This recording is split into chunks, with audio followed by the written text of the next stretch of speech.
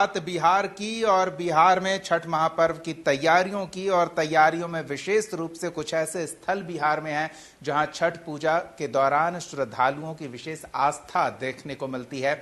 और इन्हीं विशेष स्थलों में से एक है पटना से सटे पालीगंज का प्रसिद्ध सूर्य मंदिर, जहां हजारों की संख्या में श्रद्धालु छठी मैया की आराधना के अवसर पर पहुंचते हैं और यहां पूजा करते हैं, अर्घ्य अर्पित करते हैं। और ऐसे में श्रद्धालुओं को किसी तरह की कोई असुविधा ना हो, व्रतियों को किसी तरह की कोई परेशानी ना हो, इसके लिए पटना जिलाधिकारी खुद वहां पहुंचे, तैयारियों का जायजा लिया, आवश्यक दिशा निर्देश भी दिए, किस तरह की तैयारी है इसकी जानकारी भी साझा की।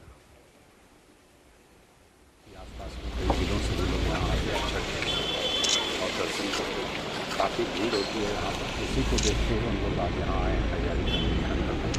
तो हम लोग देख रहे हैं तालाब की तैयारी है। बाकी बहुत लोग यहाँ रात में रुक भी आते हैं, सुबह का 6 बजे बाद जाते हैं। या आवासीय की व्यवस्था की जा रही है, समय आने के लिए कर लेंगे बताएँ। बाकी शौचालय, पेयजल, प्रकाश व्यवस्था पर्याप्त रहे।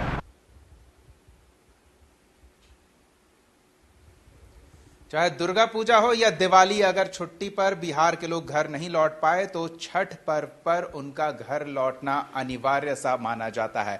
और ऐसे में ट्रेनों में खचाखच भीड़ देखने को मिलती है। कुछ वैसी ही स्थिति अभी बिहार आने वाले हर ट्रेन की देखने को मिल रही है।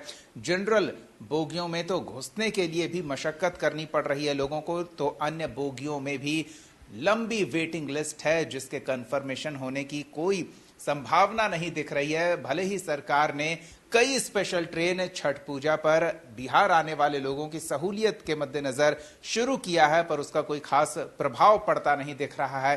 ट्रेनें खचाखच भरी हुई आ रही हैं, जिसकी तस्वीरें हम आपको दिखा रहे हैं।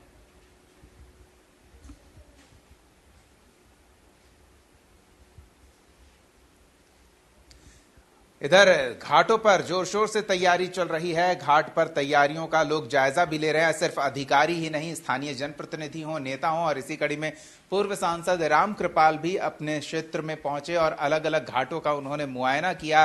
किस तरह की तैयारी पूजा समिति के सदस्य कर रहे हैं, वहां किस तरह से वो मदद कर सकते हैं, इसकी भी जानकारी ली। और लोग जोर शोर से तैयारियों में जुटे हुए हैं। इस चीज़ की आवश्यकता होगी, जिला प्रशासन उसको पूरा करेगी। सरकार बिल्कुल दुरुस्त है। माननीय मुख्यमंत्री जी का विजिट हो चुका है, फिर होने वाला है। तो सबसे बड़ी बात यह है कि इस इलाके में जो आबादी है और जो घाट की उपलब्धता है वो नाकाफ़ी है, इसलिए लोड बहुत रहेगा मेरे समझ से। क्योंकि मैं हर साल आ रहा हूँ, कई वर्षों से मैं आता हूँ, मुआयना करता हूँ, तो कई जगह पानी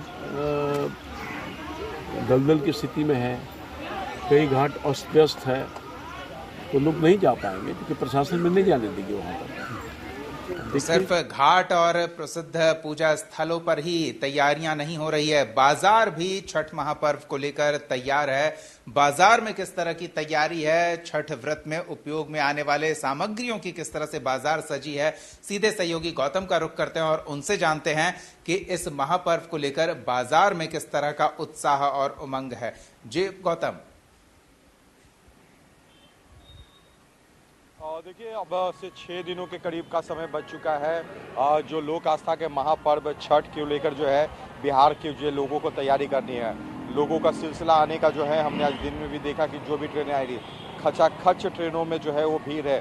चाहे वो स्पेशल ट्रेन हो या सामान्य दिन के रूप से चलने वाली ट्रेन हो, किसी भी ट्रेन में कोई जगह नहीं है। लोगों की दिक्कत ये है कि अगर वो ट्रेन में आ रहे हैं तो भीड़ इतनी ज़्यादा है कि ट्रेन के जो दरवाजे उससे ना उतरकर उन्हें खिड़की से, आपातकालीन खिड़की यानी बीच में अगर है तो उन्हें आपातकालीन खिड़की से निकलते हुए तस्वीरें ये भी हमने अपने कैमरे में कैद किया कि किस तरह से लोग उतर रहे हैं। यानी स्थिति जो है छठ को लेकर जो बनती है, हर साल इस तरह की होती है और इस बार भी वैसी दिख रही है। हालांकि रेलवे की तरफ से कोशिश हुई है स्पेशल ट्रेनों की संख्या बढ़ाने को लेकर, मगर जो भीड़ है उस भीड़ को इन ट्रेनों की संख्या से जो है पूरा सीट देने की व्यवस्था नहीं की जा सकती है।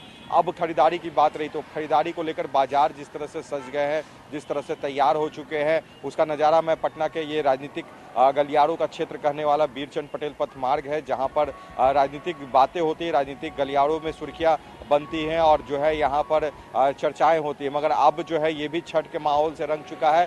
गतिविधियां पार्टी कार्यालय में कम हो गई। राजद कार्यालय हो, जदयू हो, बीजेपी, इन तमाम जगहों के कार्यालय पास देखिए ये जो है मिट्टी के जो चूल्हे हैं वो बिक रहे हैं। सामने लकड़ी जो है वो लकड़ी का एक ढेर रखा हुआ है। ये सब तमाम लोग जो यहाँ पे रहने वाले लोग हैं, अल्पसंख्यक मुस्लिम समाज के लोग, उनकी जो कही जा सकती है आर्थिक स्रोत का एक ये भी एक समय है जो इस दौरान जो है ये अपने दुकान पर जो है ये मिट्टी के चूल्हे बनाकर, सामने देखिए तस्वीरों में महिलाएं जो है वो मिट्टी के चूल्हे जो है वो बना रही हैं, अभी बना रही हैं और जो बन गए हैं वो तैयार होकर रखे गए हैं। इनका आर्थिक स्रोत भी जो है इस त्यौहार से माना जाता है और इनके में ये हर साल यानी दशकों से जो है ये इस काम से जुड़े हुए, इनके परिवार के लोग जुड़े हुए, यहाँ पे आसपास में ये लोग फुटपाथ पर रहते हैं। मगर छठ के दौरान जो है ये मुस्लिम समाज के लोग मिट्टी का चूल्हा बनाते हैं और इससे जो कहा जा सकता है इनकी जीविका भी चलती है। और जो छठ पूजा का एक जो कहा जा सकता है कि एक पूरा जो अनुष्ठान होता है, खासकर शुद्ध तमाम चीज़ें ऐसी जो प्रकृति से मिली हुई चीज़ें हैं उनके माध्यम से ही जो होते हैं पूजा का प्रसाद हो या